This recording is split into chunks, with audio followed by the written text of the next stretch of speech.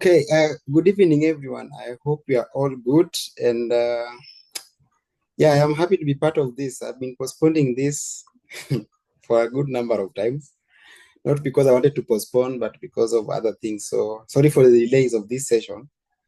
This is a good session that I always close to my heart. I like analytics, and that's what I do on a day-to-day basis for the last 5 years.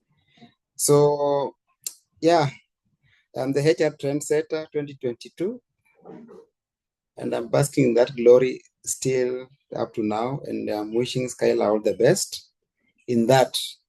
And Jay has been my friend for a good time now. And I hope most of us in this session, we must have interacted one way or the other. I want to believe so. And if not, then we're interacting with you today. So it's a good thing for us.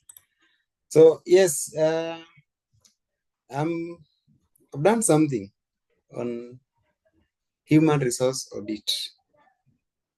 So I've been doing analytics. I've been in HR now for 9 years now. This is my ninth year.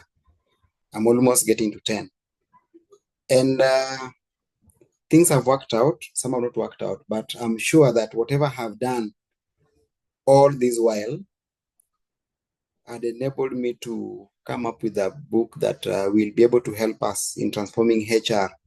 So there's another one that's also coming up. So be ready for a surprise book again, because I've been majorly on two sides of HR. I came from HR generalist to HR analyst, and I do a lot of HR systems and HR audits. So that is where I am, and I'll be showing us how these two are related: HR audit and HR analytics. But then, for now, if you haven't pre-ordered, you need to do your order now before we change the price. Yeah? So there's a pre-order that is currently happening. So you can do your pre-order and have it. So as you'll be voting Skylar, also click on the pre-order launch so that you can have your copy in advance. It will be a good one. I really wish that we all get to read this book, because I've put in my experience. I recently got a role in a regional office, which means that I operate in Africa, 10 African countries. So me putting all that together means that the book will be valuable, yeah, to us. So thank you. There's enough introduction to myself. I'm a CHRP, a CHRPK. Yes, I've done purely HR. My degree was in HR. Then I now did a branch into other aspects of HR, being that I like maths. So it's not that I am here because of I'm pure scientist, but because of my love of maths, it has pushed me to doing analytics in HR, which I do enjoy a lot. So I'll take us through breaking the code and the cracking the HR analytics code. So now, what is this that you're talking about cracking? Yeah. And for those of us who are here, I only have two chances. What would you want to hear? Someone who can actually tell us, or the chat section, what do you want to hear about this topic?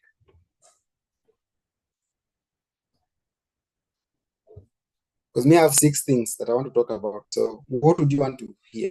Can I get only 2 people because of time? Eh?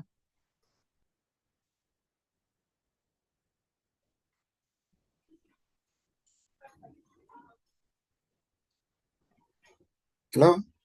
Are we having chats? Are we having someone looking to talk?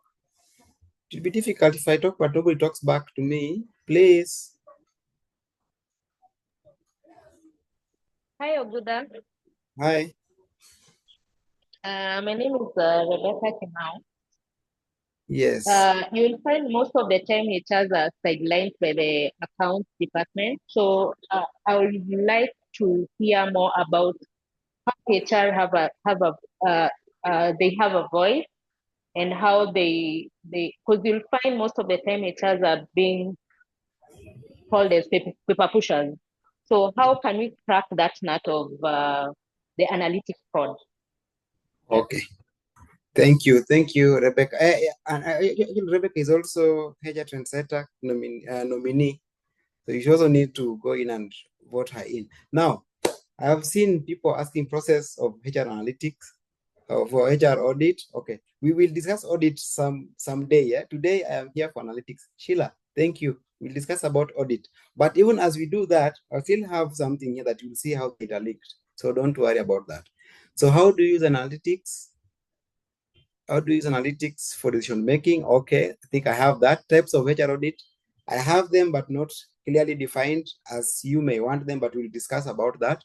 Please talk about all the 6 things that you have prepared for analytics. Yes, I will do that at Faith.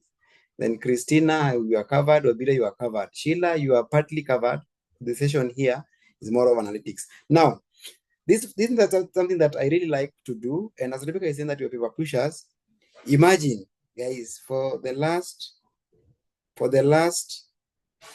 1.5 years, I have not touched any paper in HR. Why? We are doing analytics in my section, and I don't deal with any paper. Why? We're only dealing with numbers. Yeah. So it is a good thing. When you have this skill, you are very marketable, and you can do away with papers. Now, the person that I also report to don't do a lot of papers. Even people that we only do papers now because we have to keep documents. You have to keep your ID, your contract signed, and all that. But generally, we don't push papers. We push reports. And I use 2 things: Excel, PowerPoint. Excel, PowerPoint. Now, assuming that HR system is a constant. So we don't just push papers. As what we do with this skill that I have on analytics, we are doing 2 things. We are analyzing the data and churning out reports. These reports must be, whatever we recommend in there must be used. So, and these I've done it now from the time I was in Naivas, to Auto Express, Pony Oil, now to Gardawal Security, where I am currently. So, let's see, how do we crack the code? So, cracking the code here will not be like just a normal analytics process, but I want to look at it from the point of, is it possible for us to do the right thing? And I'll use a good example of what you always know, what you've used long time. Because as long as you get that concept, I want to use the easiest concept. Once you get that easiest concept, then it will be easier for us to understand the complex ones. So, what do we need to do for you to crack the code? Number 1, get the correct data. Do you have data? Because without data, you won't do anything. And let me tell you, you have data. So don't worry, because you are the HR, you do this every day. You have people's contract. You have people's information about interviews. You have payroll by your side. You have everything. So you have data. But is it correct? Right? Number 2, ask the right business questions. Now, don't ask your own questions. Ask the right business questions. Number 3, analyze patterns, not incidents.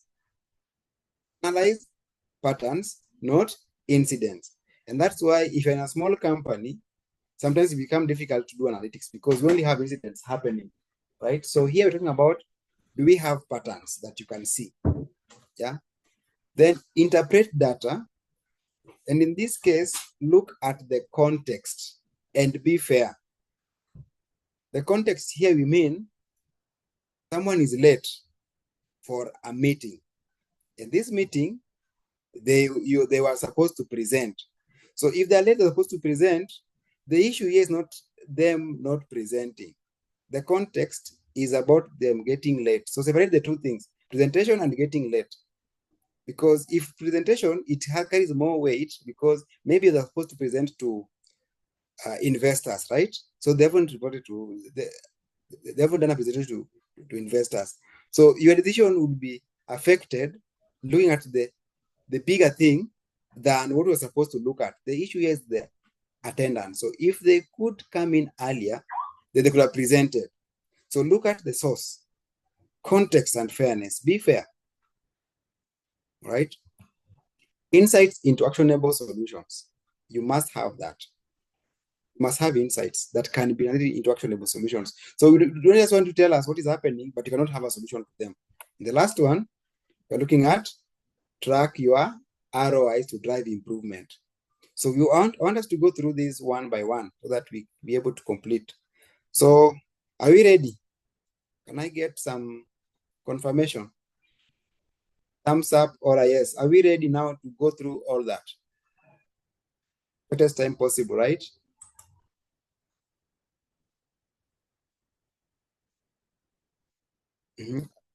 Are we digitally fit so that we can do these things very fast? Digitally fit people say yes very fast. They know where the chat box is, where the like button is. Okay, yes, thank you for the few that have given me the answers. You know, here we deal with data. So when I see data, we are good to go.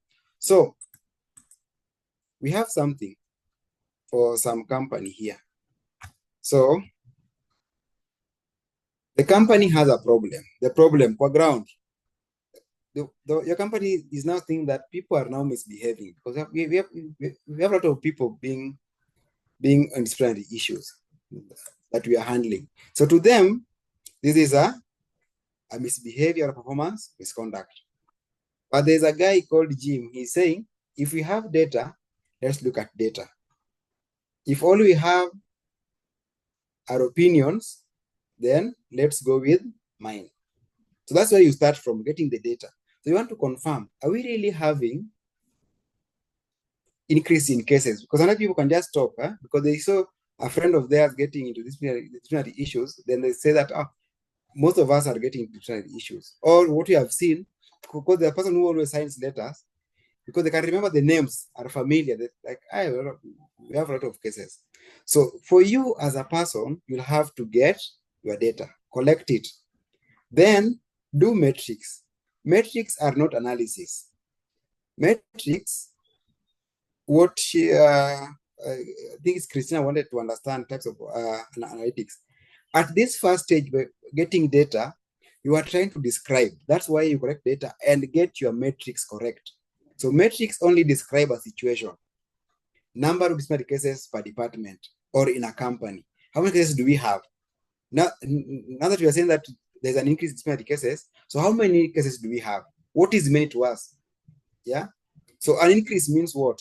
Is 3 an increase or 10 is an increase? What do you want to see so that it can scare you? So what misconducts are we having? Are they minor? Are they major? Are they due to theft? Are they due to attendance, poor performance? All the cases that you have. Yeah. How long are we taking to solve these cases? Yeah. Which ones are repeat offenses? Are we having people get stealing more often or not? Turnover, the range of employees being involved. So are we having people who have been stayed here for long are the ones who are getting late, or we have the new people? Or are we having the new people coming in which have got poor disciplinary, poor in terms of the attire? Are they the ones now, the early ones, or the people who have been here for long? So we want to know who supervisor, who is it that his team is always in a problem? Is it that we have a supervisor issues? So once you have this data, now you can now start asking right questions. And I think also been actually even asking questions even from this. So once you get your numbers correctly, now you can ask questions. So how do you ask a question? That will be our next step, right? So here, we don't assume, we ask, why are these cases rising? If true that they have been rising, why are they rising? And what does this reveal about our work environment? Now, we are putting now context. Yeah, we want to understand, we're also putting a context of why is this happening? That's now when now you start now doing diagnostic analytics. Christine, I'm answering your question. The first one was descriptive, or describing. Now here, we start asking why, then we are doing diagnostic analytics. We get to understand what is the problem and how is that one affecting our work environment. Because the problem is in our work environment. And this work environment can be carried back home. So that's why it is important for us to understand why are these things happening in our company, right? So once you ask the right business question, it means that now you are going to answer a lot of things. Now, patterns must be analyzed. So you need to look for trends. You need to look at the root causes, the clusters. So I've got few examples here. 60% of our cases come from one department. Yeah? Sales, or they're always in production side, or our teachers in the junior school are the ones having these problems. So get the cluster. Cluster is this one here is an example of a cluster where we are having one department. So the case that we have, they're from one department. Yeah. Most violations are attendance related. So we have a lot of cases about people coming to work late. Why are we having that? Are we focusing too much on attendance? New hires are overrepresented. Now, every case that you are in, you find that there's always a new hire. Or there's one supervisor who doesn't know what to do. Anything small, they're within your office. HR issue, a show cause. And for companies that have given this, who have said that yours is to manage disciplinary, we have given other departments the right to issue show causes, right? So they keep on giving these letters out without us. So as an analyst, you want to understand what is really happening. So now you're getting patterns, not an incident that happened. You want to get patterns. Because from here now you can understand the behavior. And at this point, you are able to diagnose and get the real issue of the employees. Now that you've understood the patterns, you got the patterns, you understand what is really happening in the company, then it is easier for you to interpret the data, right? Now, numbers will not show you everything. You came at 7:30, you are late. So what, right? Someone tells you that, no, there was an accident. Now, understand now, there was something that happened. Behind the numbers, there is always a story. So if if there is poor attendance in your company, it's not just a simple misconduct. There could be burnout. I worked late yesterday, right? So I was tired. That's why I was late. Poor onboarding. I was never told when to report to work. Yeah. Supervisor inconsistency. Supervisor himself doesn't care. Today you are early, tomorrow you are late. So you don't even know what time should we be reporting, right? Even the supervisors themselves don't come to work the right time. So you don't even know. Scheduling issues.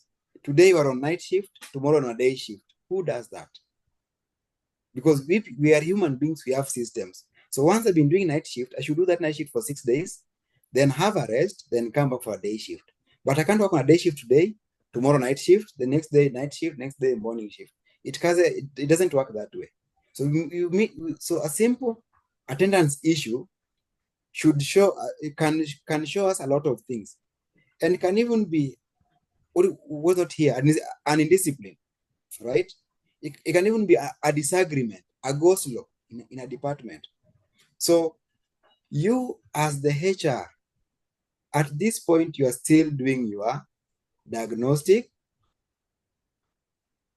analytics. You're still getting to understand why are these things happening the way they're happening, right? So once you have done this, now you are able to now get actions that can be done. Now, at this point now, you are able to prescribe some measures. So when you can prescribe measures, you are doing prescriptive analytics. Christina, we together. I'm just trying to answer you so that you get to learn all this. So you're doing what is called prescriptive analytics. So you're now giving solutions. Yeah.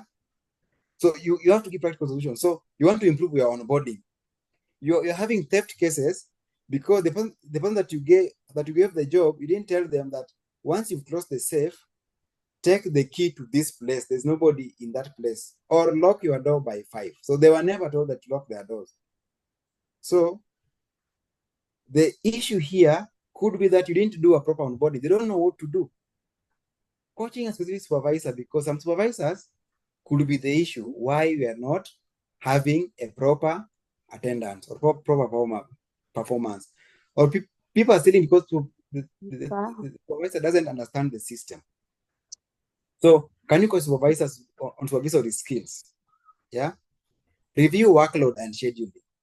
Yes, I could be a poor performer, but yes, how many things am I doing? Right? I could be doing 30 things. I'm the only person in this company or in this role. So I can't go and leave. I'm always doing everything. So I'm tired. Yeah.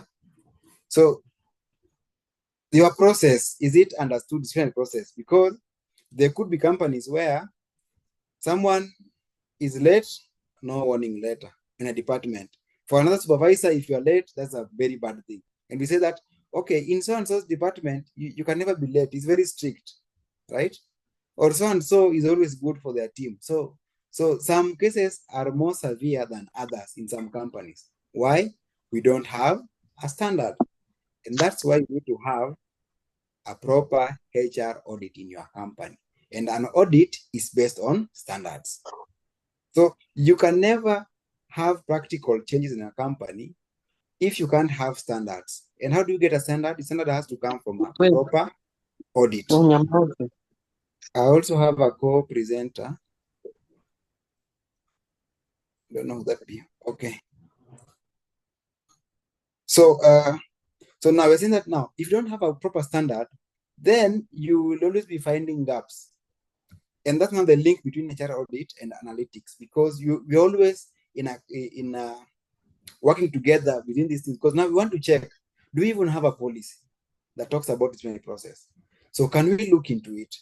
So once we got into that place, now we can choose one of these actions and see. So if we are to improve onboarding, are we sure that it will solve our problem? To what end? So we are now predicting.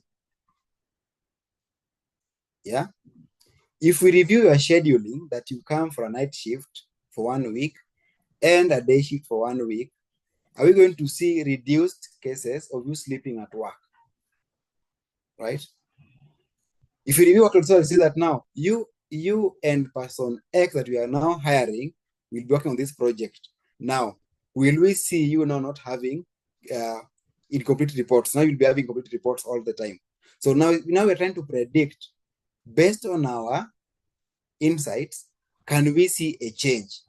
Now, once you choose an action here to implement, that action should give you an ROI, return on investment, right? You must be able to show the company the results, not of your actions, not the action that you've taken, but the results, the outcome of those actions. Don't say that we trained 50 people. That one is just a metric. Now you take us back to number one, getting the correct data. But what we want to show us the action. So because that you're going to work on onboarding, are we still having people not keeping the safe clean? People who know where their PPE are kept, people who know how to wear their PPE, because as a company manufacturing, we can't be penalizing people every day about PPE. Do they understand why PPE are needed, right? If they're supposed to do the training. So have we seen a reduction in disciplinary cases? Yeah. Can we see an improved attendance? Can we see a new higher turnover? Because the companies that it is very key for you to be compliant in terms of a new hire. So if you don't make it, then you leave. Do we have better supervisor consistency about all this? So now the problem that what Rebecca was saying is at this point, tracking ROI. And most cases we've been stressed with having an ROI based on financial. Yes, ROI can be financial, where you are saying the hard savings, how much have we saved? So if attendance was to improve production, then are we now producing 60 metric tons of oil into 50,000 USD that can be seen in our revenue? If your drivers were driving while drunk, and now you've trained them, are we now having drivers who are delivering, so we don't have accidents which lead to loss of our revenue or loss of our product? That is now financial, hard cash. You can also have a economic ROI, where we are saying, because we are having another person. Okay, yeah. So we're saying that now you can also have economic ROI. Economic ROI and things like this. Reduce turnover. So we're saying that now we used to have people leaving our company, and when they leave, they give us bad reviews. So if you go online at Glassdoor, we are not always at number 1, we're always at number 50 with bad reviews. It means that our employer brand has reduced because every now and then we have this and this and this happening.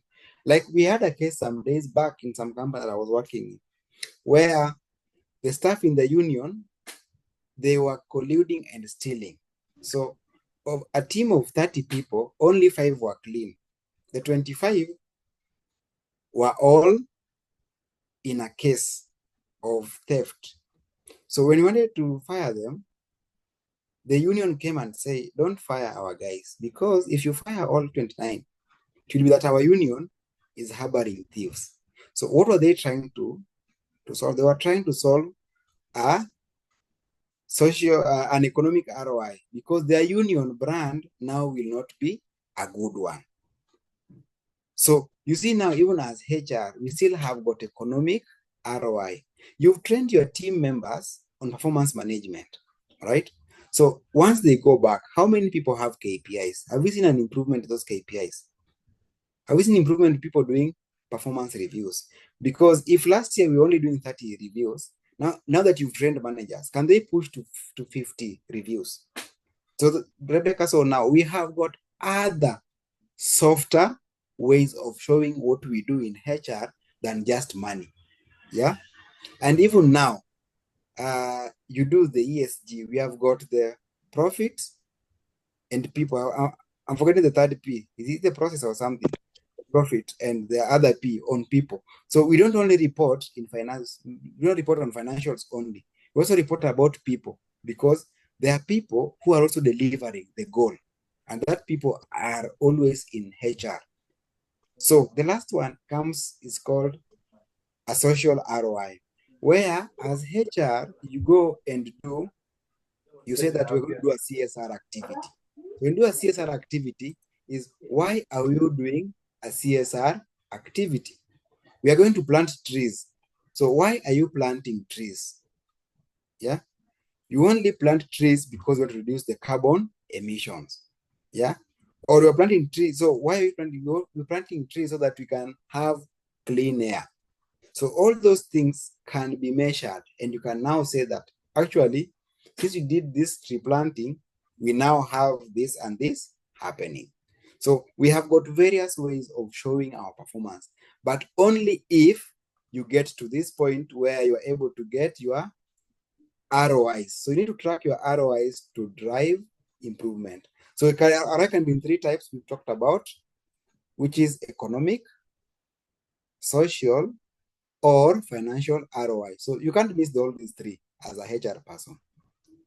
If you miss those 3, then you mean that you are reporting on action. So at the last point, you see, most of us always end here. We always report on what we have done. We have coached people, we have reviewed workload, we have standardized the process, we now have a new policy. So what? So most of us only get to this point. And if you get to this point, then you haven't cracked the code, because at this point, these are just promises that you've made. You're just spending our money for no reason. Until you get to tracking the ROI and you can actually show that by doing this is where we are, then you will be able to be a respectable HR member of the company. Have you cracked the code, or still not yet? Can you look back into your company and now see which part have you been ending at? Yeah. So you can now tell me, within all these projects that you've done, have you been doing up to number 6? If not, where have you been? Number 2, number 3, number 4, number 5, number 6. Where have we been in our companies? Or as a HR, where have you been? You can even be at 0 still. Can we get answers to that question? Where are you as a company? 6, 5, 4, 3, 2, 1, or 0?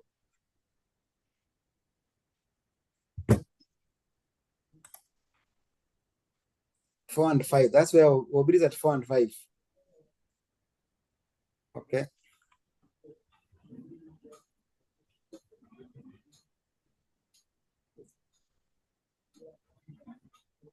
Someone else? I say that you need to be tech savvy because analysts are not. But if you're an analyst, you can't do that I don't know how to use a computer. People will come to you to solve their problems. Should be one of those guys who are solving the problems. So can I get my answers?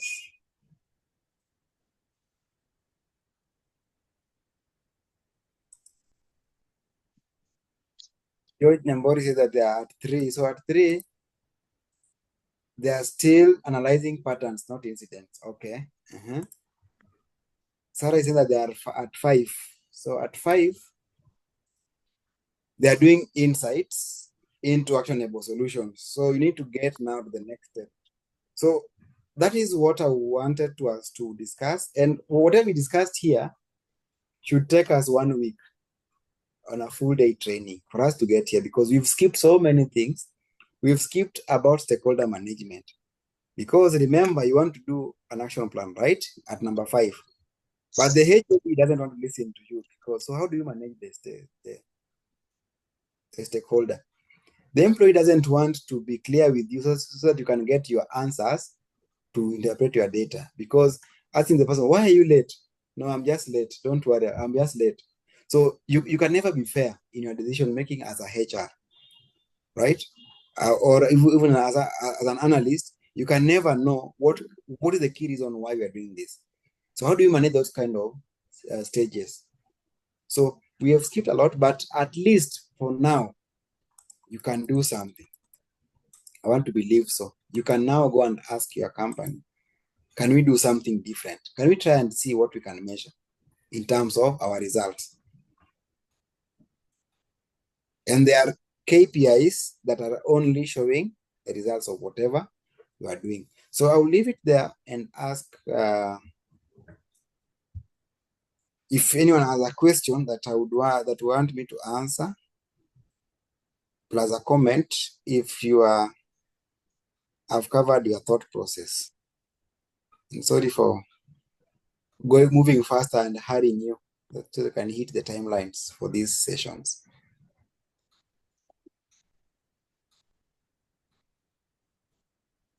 Yes.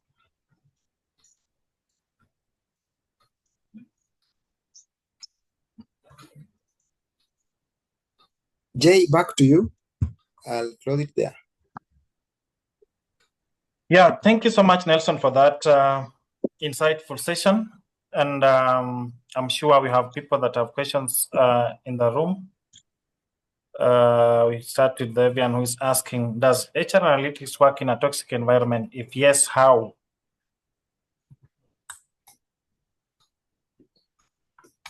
Okay, it will depend what is a toxic environment. And now we use HR analytics. We're talking about context and fairness in number 4 is because we're trying to solve a problem in a company because it's always problems in the companies. Even if you go to look at leaves, how people are taking their leaves, you find that if a toxic environment, they'll never take leave. So you want to bring all these things out. And analytics being done in toxic environment is even better than where there's no toxicity because you get to get more insights. People even want to talk to you because they believe that now you have the problem. Someone is now listening to our problem. And that's why there's a key skill called listening. There are a few companies abroad that I've seen that have that role, employee listening, manager or what. So because people want you, as an analyst, you get to listen. And when you're listening, you listen to every other person, to the manager or you listen to the manager and to the employee at the same time. As an analyst in my career since 2020, I have been into interviews, but not as an interviewer, but someone just to listen and get what are they saying these interviews? Are they actually even being fair, or are we applying our policy? I've gone in disciplinary meetings just to listen in. Are we applying the process so that when I go to analyze the process, are we having the correct thing? I've sat in the meetings just to understand what are they discussing on this issue. So analytics will work in any environment. And in a toxic environment, you'll even thrive more because people want someone to talk to. So who do they talk to? It's only you as an analyst who want to solve their problems, who want to show that this is where the problem lies. So you'll have to listen more. Thank you. Thank you so much, Nelson, for that response. Anyone that might have a question, you can just raise your hand or unmute and ask a question. I'm sure, as Nelson said, yep. Yeah, just to put a disclaimer on that. Yeah. But sometimes if it's too toxic, even you as an analyst, you can be consumed and be chased away. So that's why we need to have in what I'm talking about, stakeholder management. That's a skill that you need to have as an analyst. How do you manage your stakeholders? Yes, this is wrong. The manager is shouting at staff and they're reporting that they're being shouted at. So how do you want to say it? Becomes another skill, communication skill that will help you understand your people that you need to talk to. So analytics is there and must be led with stakeholder management, communication skills, and even emotional intelligence. As an analyst, you need to be very, very emotional intelligent because you never know. Someone can actually hit you and you can be abused in many cases.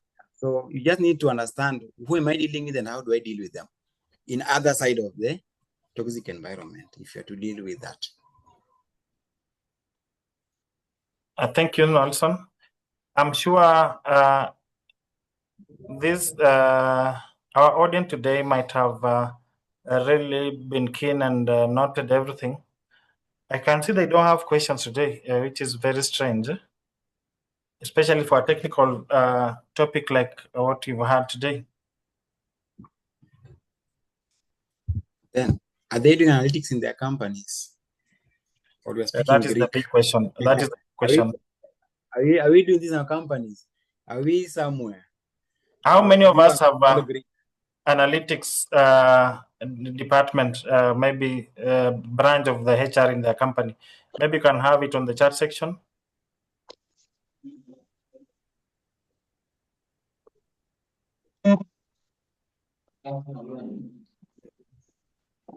As a HR journalist, the only organization and the only one in organization, how do you thrive in the analytics space without being overwhelmed?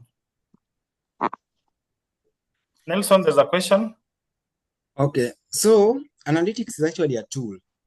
Is actually I would say that I'm very lucky to have got a role in as an analyst because analytics is a tool. Because look at what we've just gone through, right? We've gone through a disciplinary process here. We've taken so imagine you are the one handling your own disciplinary process cases that you handle in that company. Then you have your data correct. So it will be easier for you because you have your data that you do. You're the one sitting in those meetings. You know how you calculate your metrics. So it is just a tool to help you look at things differently. So for bigger companies, then now they can hire someone so that you can focus on other things. But if your number of staff is not that big, because we say that one HR should be having 200 employees in a company. The minimum is 50, maximum is supposed to be 200. So as long as you see within those numbers, then with analytical skills, then it is easy for you to do your job because analytics is a tool to help you do your job better. Right? So because what we just looked at here is what you do on a day-to-day basis. So if you can just keep your data, you can actually have this being solved immediately. So also leverage on systems which are there. Yeah. Thank you so much, Nelson, for that. And most of audience are saying that majorly most of them do not have analytics, do not use analytics as a tool. They use Excel and ERP, that is Beryl. We have Hannah is saying, could we have a practical session on analyzing HR metrics? Hannah, this one you have to see Nelson on the side. And Nelson, I think you'll share your contact on the chat section so that Hannah can contact you and maybe plan for this practical analysis just to guide her. and I'm sure it is a training that you do. So Hannah will be interested in that. Beryl asks, which tools or applications do you use for analytics? I think Nelson. Now, you don't complicate things. In HR, you are very simple in HR. We just use a normal Excel. So be good in Excel. Then you can do your things. You can do your magic there in Excel. Excel is very powerful, and I use Excel. So it's just good to have. And for the person looking for a class, maybe Jay will have a session again. Yes, someday, yes. Yeah, we need to have a session again. We can have one next year where we can have a few metrics Yeah. align, and then we see how do people do them, because they also have a case where we are having a problem in HR where we can't do a benchmark, because what Eric is doing in their company and what Hannah is doing and Beryl is doing are different calculations. So how do we harmonize those? And I have something good for that actually. There's a surprise coming up for that.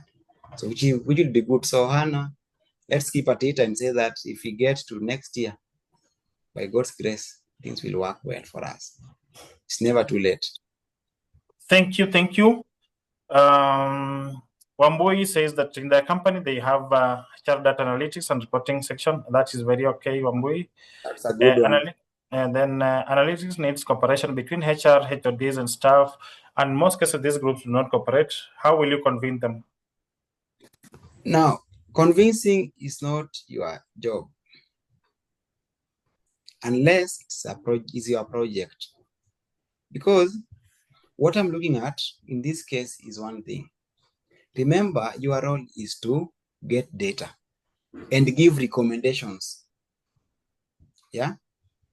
Because what we've just gone through is breaking the code. So once you do that and they come and say, actually, let me tell you something. There are times that you will even do your whole analytics and then you see an answer of 4, but they'll choose 5, which is a wrong answer. Or they'll choose 4.1 because they don't want to choose 4. They want to give themselves room for an error. So yours is to make sure that you give the best possible option using prescriptive and predictive analytics. Right? Now, cooperation also is needed. Yes, you need a cooperation so that you can get your details correct. Now, I spoke about 2 things: stakeholder management or engagement and communication. So how do you want to ask your HODs to give you the leave days? Or how do you want to tell them to come for a training? How do you convince to come for a training as a HR? Now, because here is not an analytics analyst guy. It is the HR now doing that convincing. But you, how do you communicate that you are a poor performer based on what we have in the analytics? Because we do it depends that in a department A, people are complaining. So do you have it black and white, or do we have it as a colored kind of? You try to marinate it. So it will depend on you with your skill. What we were talking about, stakeholder engagement communication skill must be top notch. I'm working on those 2 actually. I've been working on those 2 every day because I meet different team members. Yeah, but don't have to convince people, because convincing them, will give you a problem. If you convince them, they choose your thing with a poor implementation, then it will not work. So who has not worked? Your analytics, right? So only convince where you have powers to will where you have powers now to will the implementation side. Yes, you've talked about people getting trained, but who will be the trainer? Do you have a choice of who the trainer will be? So Jay says Jay is the company CEO. Then Scala said that Jay, from analysis, we need to train our team leads on writing a proper CV. Then Jay comes to Nelson, who's an analyst, write a CV. Do you see there's a problem there? So because you convince them, that's okay, but then they chose the wrong person for the job. That should not now be your problem as an analyst. Don't convince unless you know you have the powers to implement what you are saying, and you have what it takes to implement. Yeah. At what point do we turn qualitative data into quantitative data? It should always be okay. Either way, qualitative data helps explain quantitative data. So we are saying that you are absent for 5 days. So these 5 days, where were you? I went to the village and this happened. I couldn't come back. Or I was sick. Yes, I was absent, but now with my sick sheet, I can now write off the 5 days of absence. Or I was hit by a car. I could not talk. I was in a coma. You see, now we're having qualitative data explaining quantitative data. Or sometimes you have got cases, theft. So how many theft cases? So you are converting qualitative data into quantitative. So 5 theft. So theft cases combined are 5. So you see now that. So now we have got 5. Now, cases where we also do that when you want to do regression analysis. You want to predict. So why 5? So 5 can turn to 6 or can come back to 3. So that's how we use quantitative and quantitative. Remember, we said that numbers don't reveal everything. So you have to go back and get qualitative data to understand the numbers. So if you're working in a tech company, you find that priorities changes due to creativity, making it hard to do proper data analysis, especially when it comes to performance data. How do you work around it? So performance is not about things changing. Performance is about, we had a project that was given to you. So for this project, was it closed or not closed? So you want to show the company that how many projects did we have that stalled? How many were completed? How many are in progress? That's just enough, because for them, maybe they don't even know how many projects they have stalled, they have stopped, they have dropped, they have completed, are in progress. So just shows you how the culture looks like. And I don't think it changes too much that the outcome will change. So if you're supposed to do an app, then you may only change maybe to do a web one instead of doing a phone app. So how many of our projects have we changed their course? So that's how we measure performance, because you want to show the company that, hey guys, this year we've done 5 projects or 50 projects from the start, but only 2 are complete. Why? We keep on changing. Why do we keep on changing? Are we always late on technology, or do we have people sharing ideas that we don't even test, or do we only jump into projects that we don't understand, or is it our team that is always slow? That's why we cannot complete our projects. So that when that do a project today, by tomorrow it's obsolete because we take longer. It should have taken us 1 hour, but not taking us 24 hours. So we deliver our projects late than what we expected. I am a second-year student, and my question is, I specialize in HR analytics. Can I specialize on HR analytics in the sense I be very good on Excel and Power BI? Is it marketable? But currently I'm doing bachelor's of HRM. I'm looking on where I can stand out. Thank you. Yes, so analytics is good, but need to also understand HR first. So why I would say that I do good analytics on my own perspective is that because I have done HR for the last, I did HR first, last 4 years was purely HR, doing everything from filing to interviewing to all that, but then now specialized. So specializing too early, again, not good, but you need to have the background of HR. So do you have the real background of the workplace, so that when someone come tell you that this thing is happening, you also know the genesis of that from the HR perspective. So if you find a case that did not have a show cause, so can you say why they didn't have a show cause? Can you flag that, or don't even know that a show cause is important in a case? So it is good you can specialize, have those skills, because they'll sell you. And again, I've said this, that analytics is a tool. So most jobs today require analytics as a skill that you need to have amongst other skills. There are very few roles that are purely analytics. Very few roles, very purely analytics. So you need to start general HR, have your skills ready, then you utilize, then now you can specialize as you move on. Yes, so can we close it there? Or we have anyone with a burning one? Jay? I don't see any question in the chat section. I think That has been very key. Beryl is looking forward to the session next year, and we'll be glad to host you again to just proceed with this discussion, because I know this is not a discussion that is can be slated for an hour and discuss it comprehensively. So on that note, I would like you to give us your parting shot, Bwana Oguda. I may enjoy these sessions. I enjoy analytics. I can speak about it over and over. It helps me understand HR actually deeper, because you understand the numbers, you understand the HR part of it, you understand now what's happening in the company. It gives you an edge. So you can get into people's business. You can poke your nose into someone, ask them, why are you producing less units? Because you want to do a productivity report for you, the company. So guys, let's embrace this. And I'm having a twin transformation journey that we need to all board in. One of them already started here, what is talk about HR audit, because that's where all the analytics will start from. We need to understand HR. What do we have as a standard? What should we be looking forward as a proper process of HR? Because analytics, we only analyze a process and now point into the gaps and point the right direction. So you need to have an audit as a foundation. Then analytics now gives you the future.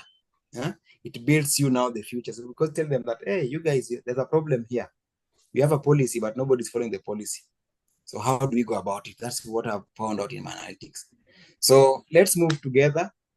Always amazing to have these sessions. Technical, but they're always what we do daily. Just add numbers to them and you're good. Thank you. And I wish you all the best, all of us.